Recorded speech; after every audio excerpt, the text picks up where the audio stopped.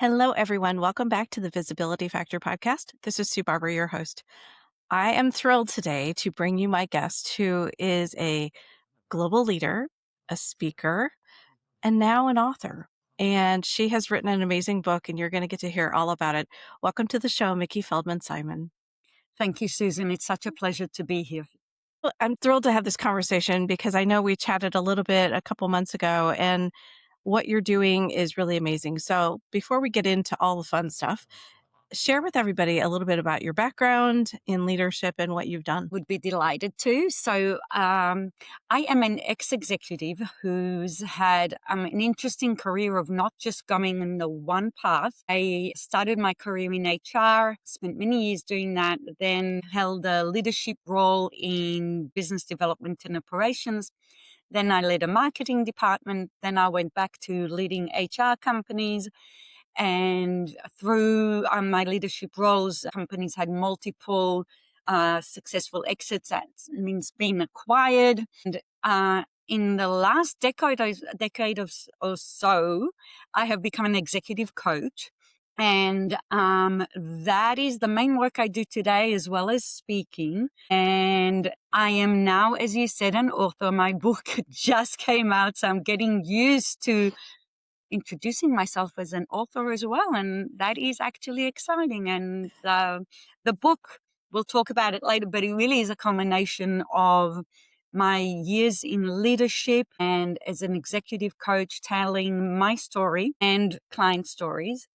And just for those listeners that people wonder about my accent.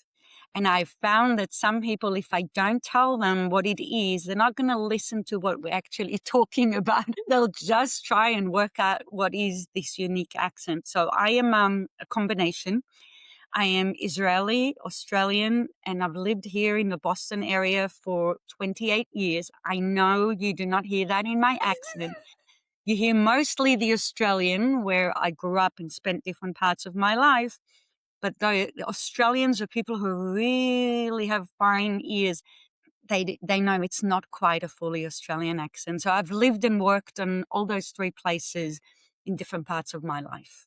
Wow. Talk about a diverse background, diverse experiences, and now a diverse accent on top of it.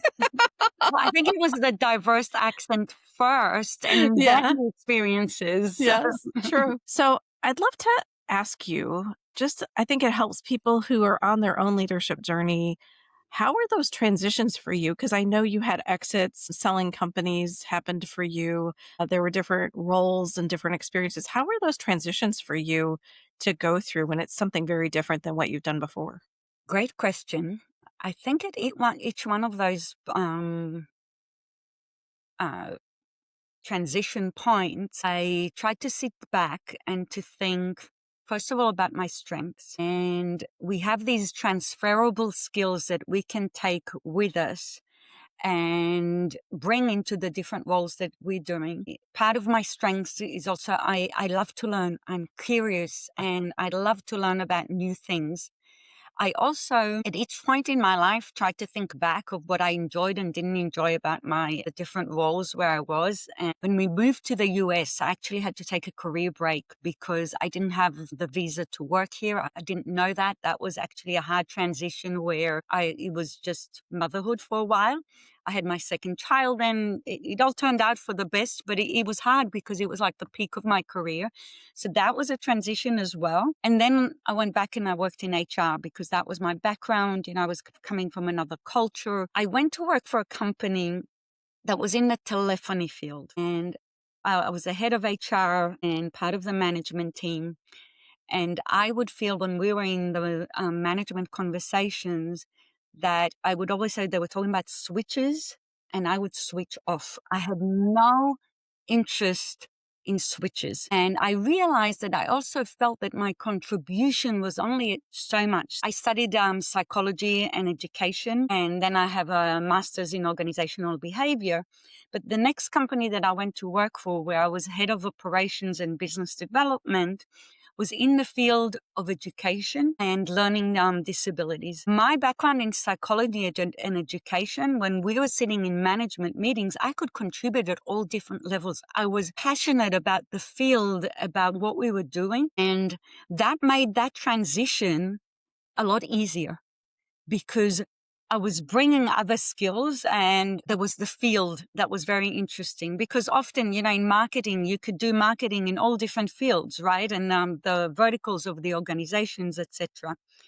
And from there, I went to head a marketing department in the same educational field. So I knew the field really well. I also knew that I like to experiment and that I'm very good at seeing the customer perspective. What I also knew is that I really didn't know much about digital marketing. So I hired a really good digital marketer.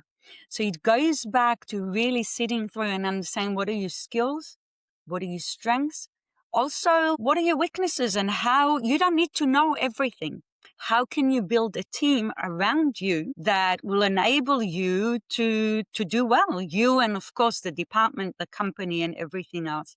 So I think that what helped me in the transitions is coming in with an open mind, open to opportunities, and not thinking I am not X, so I can't do this, but more thinking, what can I bring to the table with the skills that I have? What can be interesting in this opportunity that I can grow, I can contribute, because it's not just about us, right? We want to contribute. We want to make sure that we are successful, that the company that we're working for is successful. And that has helped me in each one of my transitions, being very clear about my strengths. What do I need to either learn? Because we also need to learn different things, or hire the right people around me. Great advice. I think so many people don't know their strengths, their values, or what they bring to the table that's unique. And I think that is really impressive that you were able to navigate those transitions and recognize where you didn't have the passion for something Yeah, that you were involved in. And I led network infrastructure for a while, so I understand.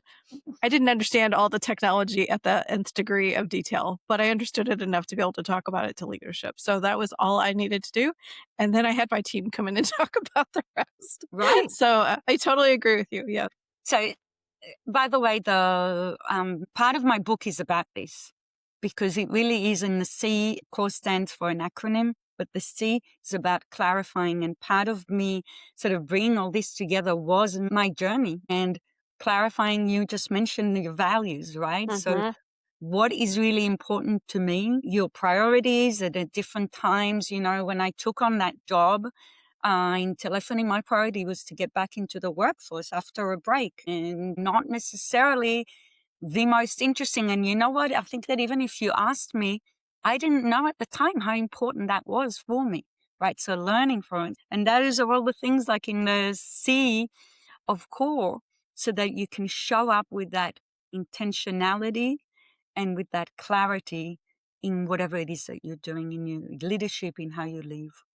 I think that was good that you recognized that too for yourself and found something that you loved after that, Oh, which is amazing. I So was just going to say, I think that while I was there at first, I loved it as well. And I loved the engagement and whatever. But after a while, I sort of realized something was missing. And it's good that's to okay too. reflect and to realize that as well. That's a good thing to know too, because if we're so busy, we're not paying attention to that and doing any reflection. We're just on automatic pilot. I want to talk a little bit about your author journey first before we get into the book. So I read an article about you going to, I think it's Ojai, and you were just in this beautiful place, very inspiring, and you went there to write. And I'm curious if you think back on that moment where you got there and you wrote that article. How have things transitioned for you just in that journey of being an author? So I'll start with why I went to Ohio. I decided that I'm going to write this book. And I sat back and I tried to really think, what is it that's going to help me make that happen? And reflecting back on other things that I did in my life, like when I became a coach, I went to, first of all, a week-long intensive. I like to dive in deep, and I need like a big push at first. That helps me, not just taking little steps Mm. and then, sort of, for me, it's like dragging it along, right? I like to go straight on. So that's why I went to Ojai and I tried to imagine. So I live in Boston, and this was February 2 years ago. And I tried to imagine what will inspire me to write. And I had a picture in my mind of a place in nature. I wanted my dogs with me. My husband was flying to Australia, so I knew I had a few weeks that he was away. My kids are grown up. I had a good picture in my mind of what I wanted, and I found it online and went there and really did this brain dump. And at the end of it, I had what you call a really shitty first draft, because I can tell you that by the end of it, I'd written blogs before that were part of it. I knew the framework, and it was just sort of really putting it all together. And that was the beginning of having something that it's like, okay, this really can be a book. So it gave me that confidence, the motivation to keep on going. And at the same time, I had a friend who rented a place in an apartment in Chicago, because that was a stimulating environment for her to write. For me, that's like shoot me in the head to be in just the concrete and the whatever, not inspiring. So I think that something really important is for each person to sit back and think what works for them. So that worked for me. And then what also really helped me is setting deadlines. So that was February, and the November before I was at Thinkers 50. And when I left Thinkers 50, I really said to myself, I want to come back with a book in hand. So I knew I wanted to give myself these 2 years to make this happen. And in some ways I worked backwards from that. And by the end of that year, I had a much better draft that I sent to beta readers to get their feedback. And well, there was other feedback of things I had to work through, definitely made the book better.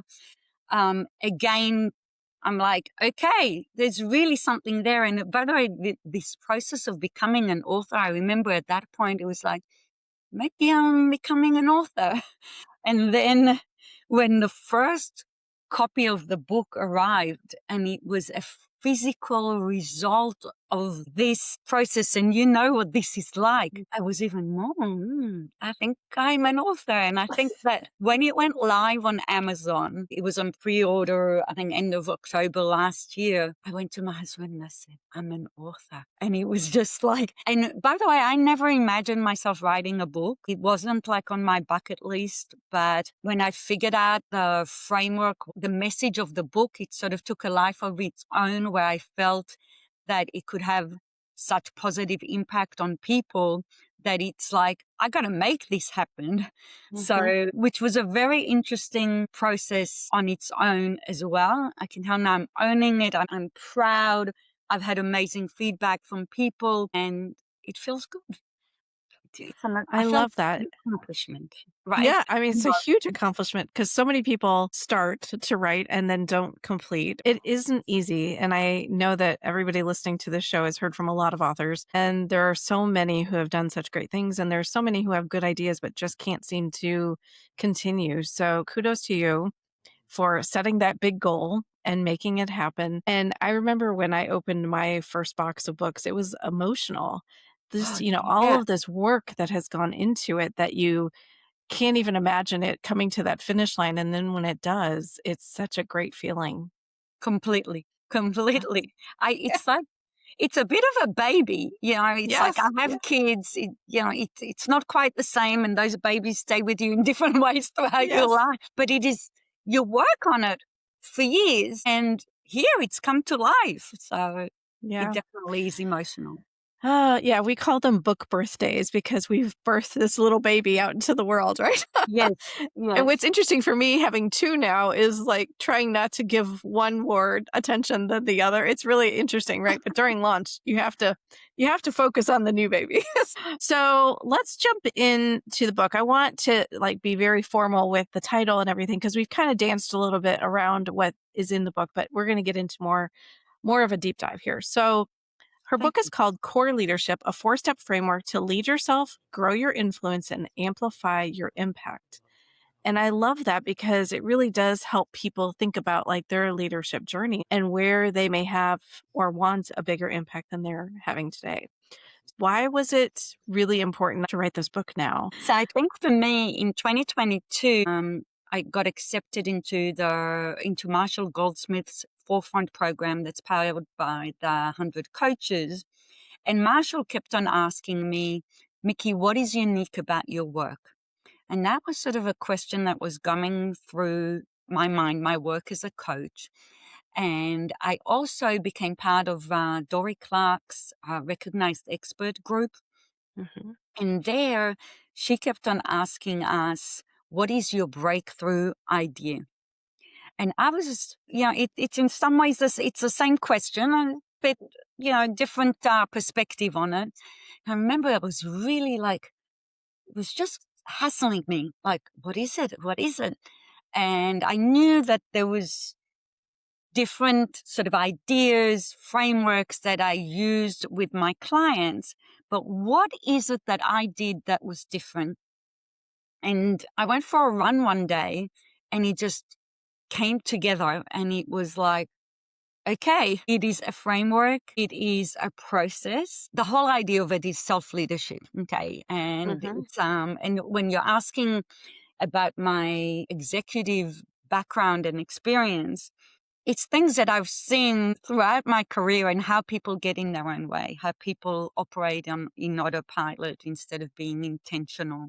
It wasn't that the idea, it was something that came out of nowhere. It did come from that experience of working with people and seeing how people say one thing, they do another, or people think they show up in one way and they show up in a different way. And also, I think I saw this need where we talk a lot about strategy and the strategies focus on leading other people. And we don't talk enough about leading yourself. And if you don't do a good job of leading yourself, none of the other things are going to happen. I think it's a bit paradoxical as well that we have the most influence on leading ourselves, but it's also the hardest person for us to lead. Yeah. And the core framework came in some ways as a solution and a tool for providing that strategy to people. It's a reflective process of helping you work out how you can show up as your best. And I love that you took that take on it because I think back to when I became a manager for the first time. I kept doing all the things that an individual contributor would do, but I had a manager title because I didn't know how to shift that mindset. So I read Marshall's book about what got you here won't get you there, which Yeah. was very transformational for me at the time to start understanding how to get things done through others. And that requires understanding yourself in a bigger way. And that took some time for me because I wish I would have done that before I took the role, but I just, I didn't know. So it's good to do it whenever you figure out you should. But I try to do that with new leaders up front so that they have that foundation to stand on whenever they're in a role, when they get pushed to make a decision or it's uncomfortable, they can really start to trust themselves as a leader and be okay with whatever comes their way. So I think that you mentioned what got you here, what got you there, and it's Hmm. definitely, I think, one of the books that have influenced me as well. Most new managers were great individual contributors, become a manager, not given any tools to do that. And what I also see, this autopilot that I was talking about, is exactly what got you here, won't get you there, because people rely on the old habits, on their old patterns, and sometimes thinking that that's what got them there, not sometimes that they got there in spite of Right. all those patterns and behaviors. Sometimes it's what you see around you. So there's a lot of shoulds. I think that because if you don't know enough, you of course look around and what are other people doing? Should I be doing that too? I don't know how to do that. I'll have to figure it out. You're hiding some of the parts of you that are authentic because you're trying to be like someone else. And that took me some time to work through as well. So I wish I would have had your book way back when. That Would have the helped me. shoulds there's the shoulds and there's the coulds as well. But instead of Yes. like, what are you actually going to do, which is the in operationalizing core. Yeah. All right. Let's dive into each of the four parts here. So core, the acronym, it's an acronym and it really is leading from your core. The idea of it is that when you show up with intention, showing up as the leader that you want to be, you're leading from your core. So core, the C, I mentioned before, clarify. You spend time clarifying your values and the values that you believe in now and use. Because I think, like you also alluded in different parts, there's cultural values, there's your parents' values, your partner's values, but really thinking, what is it that you believe in? So you have this compass that will lead you in the decisions that you're making, your priorities, etc. And the next part is really identifying your priorities, because our priorities change, whether it's because of our family, financial situations, different junctions in life that bring us different priorities. The next is your strengths. We talked about that. What does success mean to you is also an important part of it, because I think we're so influenced by societal and our parents' definitions of success, really trying to think, what does success mean to you? So at the end of it, you have some sort of a mission statement of who you want to be.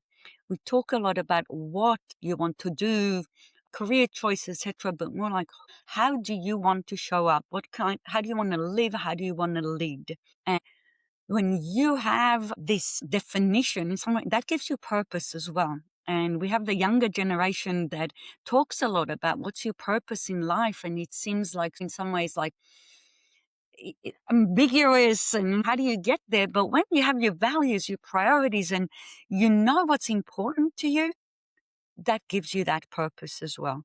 The O is operationalizing it, because we're very good at talking, often not so good at doing. So here you step back and you look at the gaps today. So, okay, if these are my values, will my calendar, will my bank account, will they reflect the same if I look at what I actually do? And looking at your habits to create habits and accountability that will reflect the person that you want to be, your values, your priorities. The R stands for reflect. And here we go inside and really think, how do we get in our own way? Because we all get in our own way, whether it's our triggers, our self-talk, the limiting beliefs that we impose on ourselves, and learning to pause. The pause is such an important part, as in when you pause for a moment, you give yourself that space to see all these obstacles that we put there. And instead of just reacting, you can respond and you can be a lot more intentional. And you can take that second to also think, who do I want to be right now? Because the theory of who do I want to be can be different in what we actually do in the moment. When you take that moment to pause and ask yourself, who do I want to be right now? You can make that shift of showing up more intentionally. The evaluate has two aspects to it. One is evaluating your progress. Okay, I set out to do X. How am I actually doing? And the other side of it is we judge ourselves by our intentions, but other people judge us by our behaviors and our impact. So I may think that I'm being direct, but somebody else may think that I'm aggressive. Somebody else may think they're being funny, but other people will think it's inappropriate. So really understanding how you come across to other people. It's like, are you walking the talk? So you can course correct when needed. And that really also builds trust with other people and can really help repair relationships. And by the way, I love that you also have reflect and evaluate as part of your framework. And the idea of it is really giving you the tools in how you are going to show up. And when you do that work, you can come out of that autopilot and really show up with that intentionality, and you become the leader that other people want to follow. So it's not about how I make them follow me. It's how do I behave in a way that they will want to follow me. Love that. And I love that you included pause. I know Deborah Nash, we know her. Level Up Your Leadership includes a big section on pausing. And I have it too right here. So Yeah. I love her book. And I think that is one thing that's not taught, right? Everybody is focused on being busy, not pausing. If I devote time to thinking, being strategic, planning, just slowing down long enough, you can make better decisions. You can also open up innovation and creativity and come up with new ideas. So I love that you're doing that. I think that helps people. If you look at the people that you're working with, and are they using this or are they using pieces of this in their own experience, and what have they found has been most helpful? I'll tell you that Reflect had the biggest impact on me when I understood that in every situation I had a choice in how I respond. It changed my life. I could bring gratitude into situations instead of, I was really good if something upset me in taking that with me for the rest of the day and thinking that I didn't have a choice. I was upset and learning that at every moment I had that choice. Seriously, I have become a different person and it feels amazing. And I also am so much more in charge of my energy that it's, uh, um, it's empowering. And I Mhm. see with my clients, it's fascinating. Different people are in different parts of their journey, connect with different parts. And I had a fascinating conversation with one of my clients and,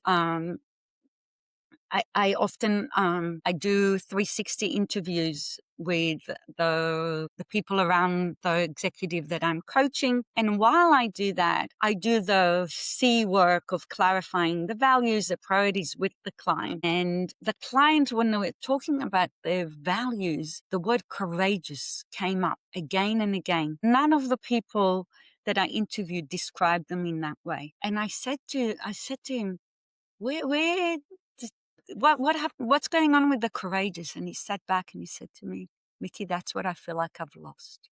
And then what is really interesting is when that connection was made, everything in the end of the 360, you have some development goals that you want to work on, everything connected to that, to how do I show up more courageously in doing that. And for him, that was like a switch, a turning point, a transformation. For others, I've seen the going back to the values, like understanding that, hold on, these are my values, but I'm really not behaving according to all of them. Maybe, I'm working on the ambitious and that, but I'm not being respectful to other people. And the reflect is huge. People understanding the limiting beliefs that they have imposed on themselves. And I think that with all of that, learning to say no and make decisions becomes a lot easier, because when you know your values, when you know your priorities, and somebody asks you for something, and this is especially for, often I've seen with women and with people who tend to be more pleasers, but to sit back and suddenly take that pause and say, hold on, does it fit with my priorities? I had a client that was so good at saying yes to everything that she was brilliant, but it started hurting her performance. And when she could go back and see that, hold on, also she had this limiting belief that to be a collaborator and to work with people, you had to say yes to everything. Learning to say no, but it became so much easier when it wasn't just like, well, people tell me I need to say no more often. It came from her, and she understood the impact that it could have, and that when you say yes to something, you're really saying no to something else. But having the clear priorities and motivation to do that, it just um, gives the momentum to change. It's just like 10 times, 100 times more power, because it gives that intrinsic motivation to do the things that they want to do that fit with their leadership journey. And I think it re-energizes them, right? Because they have a little bit of a roadmap or a plan or a big goal to go after. Love the whole model because it's just really, of course, easy to remember. It just all comes together so nicely. So I'm so happy that you took the advice of Dory and Marshall and moved forward to figure that out for yourself because I think it also gives you a place to really lean into even more now, your leadership conversations and coaching and speaking. And so that's an amazing thing for you. Is there anything else you want to share about the book? The book, I share stories from my coaching clients, of course, modified details so that Yes. you can't identify. And I also share a lot of my personal stories and my personal journey. And I'll share a couple if you don't mind. So one, when I turned 50, and that was 7 years ago, I looked back and tried to think of where was I living according to my values and where I was not. And it was clear that there was room for improvement when it came to my fitness. Thinking on how to operationalize that, I decided to set myself a big goal. Do you remember I like to throw myself into big things? Yeah. And I decided to go climb Mount Kilimanjaro. And Wow. yeah, Okay. I literally set myself a high goal and I started walking. It got me exercising, which was the goal. My husband came with me. He was like, if that's what you want to do, okay. My son, my son is 31 now. He's an avalanche forecaster, very, very active guy. He was like, yeah, let's go. My daughter, I think, she was a senior in high school then, and she said, okay, no, thank you. So it was the three of us. And it was extremely difficult. Okay, it's an 8-day trek, and I think by the third day, my muscles were like, "Oh my god!" And on the sixth day, you trek to what's called base camp, and you have a bit of a rest in the afternoon. And then at about 11 o'clock at night, you start trekking up the mountain. It's dark. It is freezing cold. Even Boston standards, I was wearing, I think, 7 layers on top and 5 on the bottom, something like that. Okay. Like 2 down jackets, no pants. It was extremely challenging. And throughout the way up, I was using the tools of core, monitoring my self-talk constantly, what is useful, what is not useful, and also leaning into my strength. One of my biggest strengths is determination. We got up to the top of the mountain at 8 in the morning. So this is after starting at 11 o'clock at night. And then you need to get down. And after getting down, you still need to continue to base camp. It's a trek. At the end of it, my husband said to me, we've been married now for 30 something years. And he said, Miki, I have new admiration for you, determination. When I reflected back, I realized that this is while turning 50, I needed to prove to myself that I can do big things. And that in some ways also gave me that strength and belief that I could write this book because I climbed Kilimanjaro. I set myself a big goal. I did it. Yeah, I'm setting myself another big goal and I can do this. And I hope that for other people, it will also help to want to think of, okay, you set yourself a goal and you do something. What do you learn from it? What are you taking from it to the next thing that you're doing? Because we tend to just sort of chase and be on that autopilot that you described before, chase the next goal instead of like, okay, enjoy it, learn from it. And what are you really taking and what has it really given you?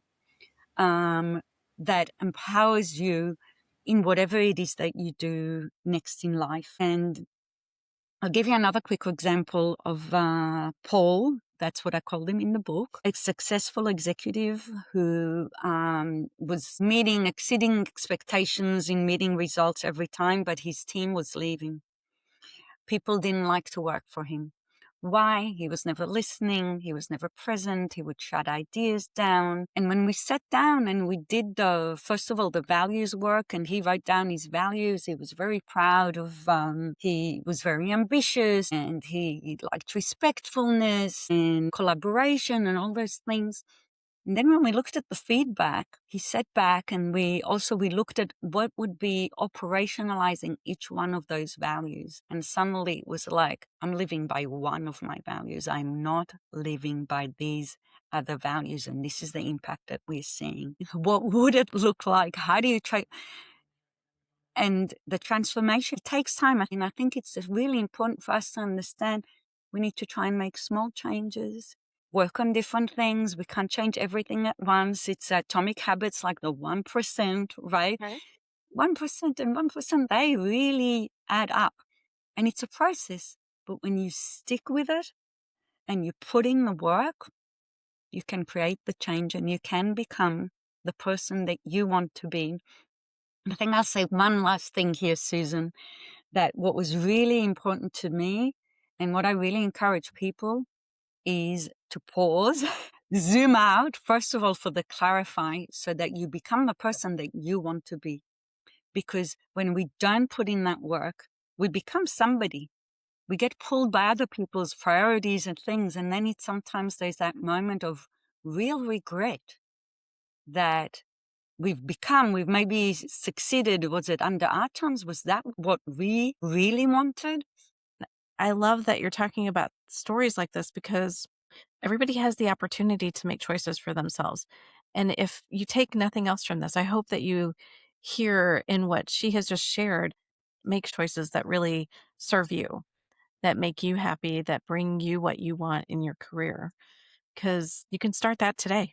You don't have to wait. Exactly. And, and it's a balance because we were talking before about being open to opportunities. On the one hand, it's being open to opportunities. And then you mentioned like your manager, they have their own priorities. They don't Yes. necessarily, there's some amazing managers that their priorities align and it's what's best for you. But more often it's what works best for what they want to achieve and being very aware of that. And by the way, women actually tend to think that their managers see the work that they're doing and that they're going to uh, promote them and do what's best for them. They tend to take more ownership on that. And this is where we need to learn from the men and do better ourselves. Yes, that was also something I had to learn the hard way. Thank goodness I was able to learn that and now I can share it in the book because that is something I didn't make visible. I didn't talk about what I wanted next. Mm-hmm. So making those things visible is really important. So, oh my gosh, I think we could go for at least 3 more hours if we just kept going. So I'd love to have you share where people can reach out to you, learn more about the book, what you're doing, more about your coaching. Thank you, first of all. And it has been a lovely conversation. And I feel like just about everything that you say is sparking something else for me to say, to think about. So lovely talking with you, Susan. People can find me on LinkedIn and on my website, Miki Feldman Simon. It's Miki, Miki. Also, Core Leadership Book is .com. People can find me there. And I would love to connect with people. Feel free to reach out with questions. You can learn more about my coaching, my speaking.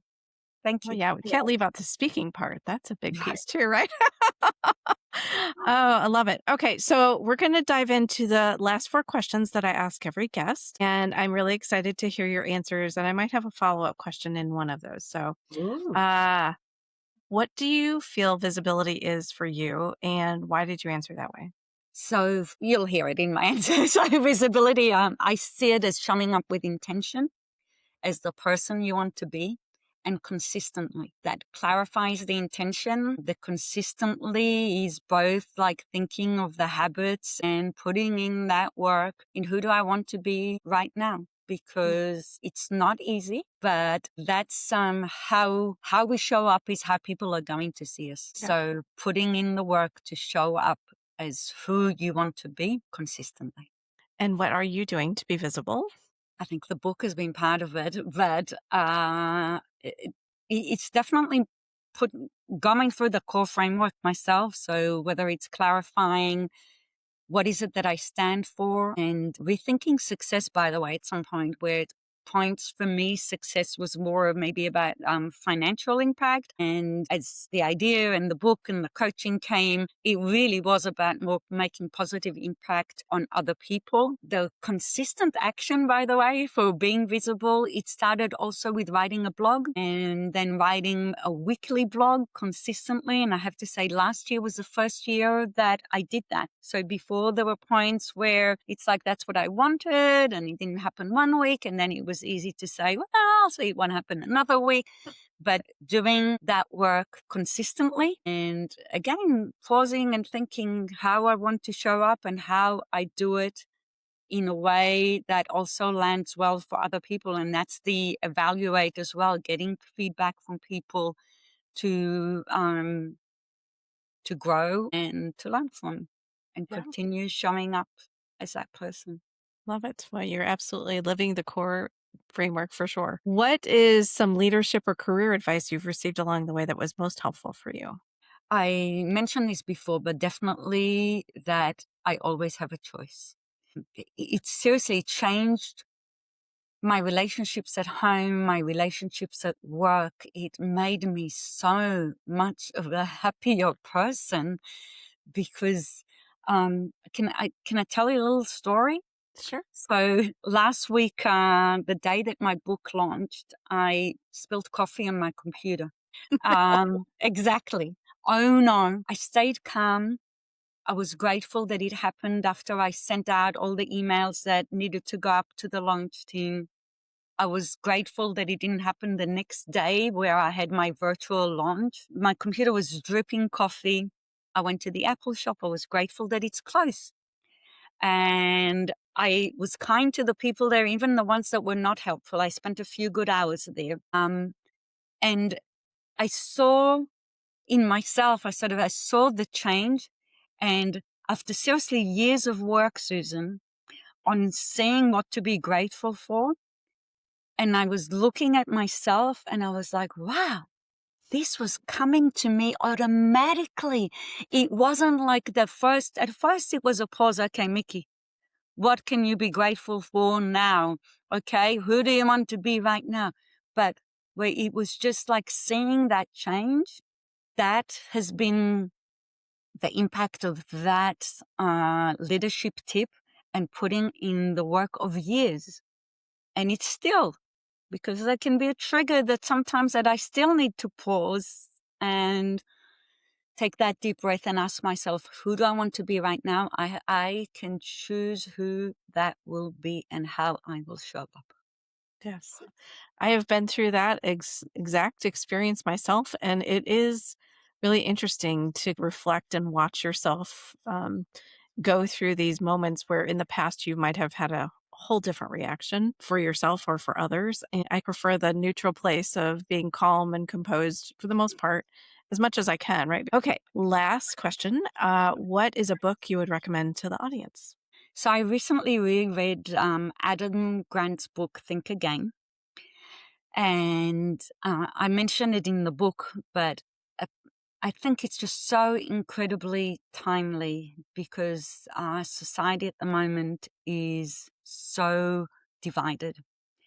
And in the book, he really talks about how part of leadership is rethinking your ideas.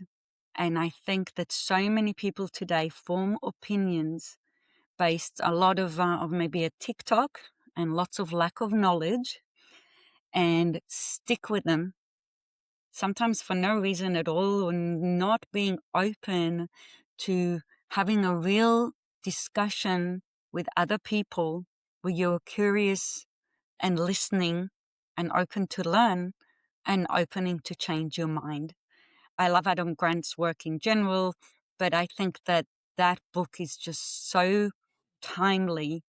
And I also strongly believe that changing your mind is a good thing. And a lot of people see it as, oh my God, if I change my mind, how are people going to see me as a leader and whatever? It's something to respect. Yes. I got to see him speak in person way back when, before he I don't even remember what book he was doing. Maybe it was What was one of his first books? I can't Um, remember, but my coach had invited me and I didn't really know that much about him, but he was wonderful. I just have one bonus question for you because I think you have been very smart at putting yourself in the room with a lot of influential people, especially since becoming a coach and getting involved in some things. What has that been like for you? How do you feel like that's helped you? Because a lot of people struggle with, from a networking standpoint, doing that. It feels uncomfortable, especially if they think those people are ahead of them in their career. what a good question, Susan. That's a process as well. I can tell you that some at times I've done that better, and at times not. And it's interesting. I remember always telling my children that people are humans. It doesn't matter who they are. Like if it was the principal and anybody else, and throughout my career, and I was quite young when I was in leadership roles and was, around CEOs, etc. But I remember being part of the Marshall Goldsmith's 100 coaches, and in the beginning, showing up and like feeling, well, I'm not them, and being very aware of my self-talk has been one thing. I think after that first interaction, when I went back and I reflect on what could I have done better, what was going on, and I talk about this in the book. I grew up in a very chauvinistic household, and my father told me, "You're not going to get a degree." My brother was going to become a lawyer or a doctor. I was a very good student. There was no reason for any one of these things. Having that input for the 18 years that I lived at home, I thought I let go, but I still had a limiting belief that I could be good, I could succeed, but I put a glass ceiling for myself, and I had to understand that I can also be one of the best and like at the top of the top. And so understanding again how I got in my own way. And then I'm going to tell you of the completely on the other side of it. So when I went to Thinkers 50 now in November, and I went with book in hand, I had no problem showing up and talking to. I gave a book to Stuart Cranier, who's one of the founders of Thinkers 50, and talked with him because it wasn't about me. It was about the message of the book and about the impact that it can have. And I think when we think about the value that we bring, and that is in so many different things, right? And how we can help people, and we make it more about that, it is so much easier to show up, talk with different people, approach them, and show up in as our best. And it seriously gave me the guts to believing in this message and in what I'm doing to reach out to Marshall Goldsmith. He wrote the foreword for my book. I have amazing endorsements from all different people. I interviewed Carol Kaufman, Chester Elton, Dory Clark for my book because it wasn't about me. It was believing in the work that I'm doing and in the message that really empowered me.